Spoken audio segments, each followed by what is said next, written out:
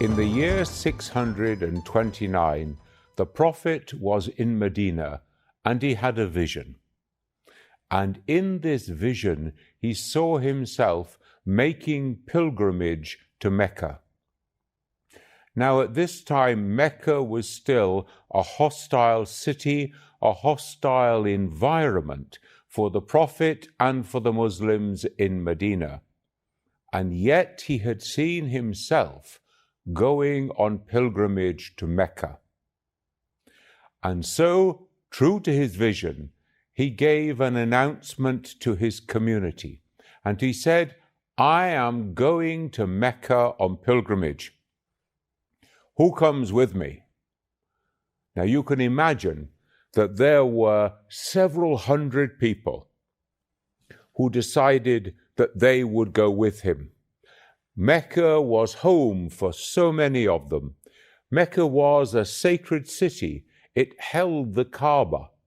It held that center and focal point of their worship, which had been with the Arab people in their mind, in their mentality, for so many years, for so many centuries. And so here was the Prophet saying he was going to go and make pilgrimage. And if God had sent this vision, then surely God would make it possible. And so what happened is that the Prophet, together with several hundred of his community, dressed in pilgrim dress and with carrying no weapons of war, but only the kind of weapon or a knife that one would take normally on any journey into the desert, and taking with them sacrificial animals so that they could sacrifice them at the end of their pilgrimage. And so they set off toward Mecca. Now, to understand the importance of this, we need to remember that it was a tradition of the Arab people going back over many centuries, that any community from amongst the Arab peoples could at any time go up to Mecca to make a pilgrimage, to visit the idols that were there in, on, and around the Kaaba. That was the custom and practice. It was a right of all the Arab nations to go on pilgrimage to Mecca when they wanted to. And so the Prophet and his community crossed the desert toward Medina, toward Mecca. They reach a small village outside Mecca, a village called Hudaybiyah. And here they are met by a delegation of elders from Mecca. And they say, "You go no further. This is as far as you can go." And so it was agreed that they would wait there in Hudaybiyah. The Meccan elders would go back to Mecca for the night, and in the morning they would come back and they would have a very serious discussion about this. Now that night, we're told, the Prophet goes throughout all his community, all this pilgrim group, and he takes a solemn pledge from them all that they will do tomorrow whatever the Prophet commands. In the morning, when the delegation from Mecca came back, they entered into negotiation with the Prophet, and they drew up a treaty. And in this treaty, the Prophet was seen to give way on every one of their major demands. So he agreed that they would not go through with their pilgrimage this year, that they would turn back. He agreed that anyone who ran away from Mecca to join the Muslim community in Medina, who was under guardianship, if they didn't have the permission of their guardian, they would be sent back.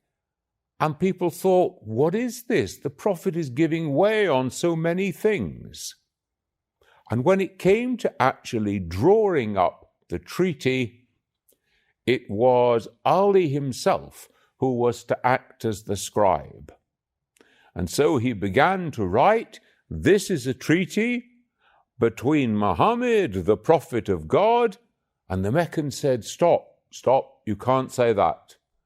You can't say Prophet of God because we don't accept that Muhammad is the Prophet of God. And therefore, the Prophet said it must be taken out, and they agreed that instead it would say a treaty between Muhammad ibn Abdullah and the people of Mecca. Now, Ali was horrified at this, but in obedience to the Prophet, that is what the treaty said. After that treaty was settled, the Meccan elders went back into Mecca, and the Muslim community made their sacrifices in the desert, and then they went back to Medina. The next year, the pilgrimage took place without any problem. The year after that, then there was an incident in which the treaty was broken. And so the Prophet marched on Medina with his men. And Medina fell to the Prophet and his Muslim army almost without loss of life. And the Prophet granted amnesty, he granted a pardon to all those who would go to one of the houses of one of the leaders of the people of Mecca, and therefore they would be pardoned. Now we must turn to the Kaaba, because the Kaaba at this time was surrounded by idols, by images, by things that people had believed could be worshipped. Around it, on the roof, within it, we're told there were some 360. And the Prophet gives instructions that they are to be destroyed, because from now on, only God is to be worshipped. There is to be no more idol worship in Mecca, and the Kaaba is to be purified so that it can be only for the worship of God. But now a very interesting and strange episode takes place. Because what happens now is that the Prophet mounts onto the shoulders of Ali so that he can reach up to destroy some of the idols. Now, Ali is a fit, young, strong man. This is the warrior of many battles, a man in the full vigor of youth, but he cannot hold the Prophet.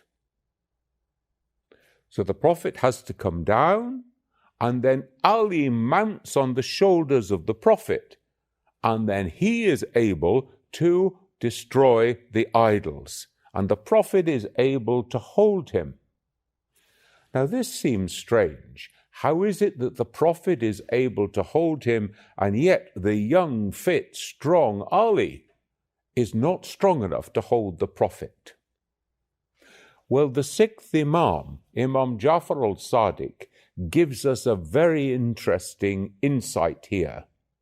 And he says, the reason that Ali cannot hold the Prophet is because Ali is an Imam, and he is not a prophet, and he cannot bear the weight of prophethood on his two shoulders. So we see a clear distinction between the Prophet and the Imam. The Imam cannot bear the weight of the prophecy, cannot bear the weight of prophethood, and yet he is the one who is able to break and destroy the idols at the command of the Prophet, under divine guidance, and with the Prophet actually bearing him on his shoulders while the job is done.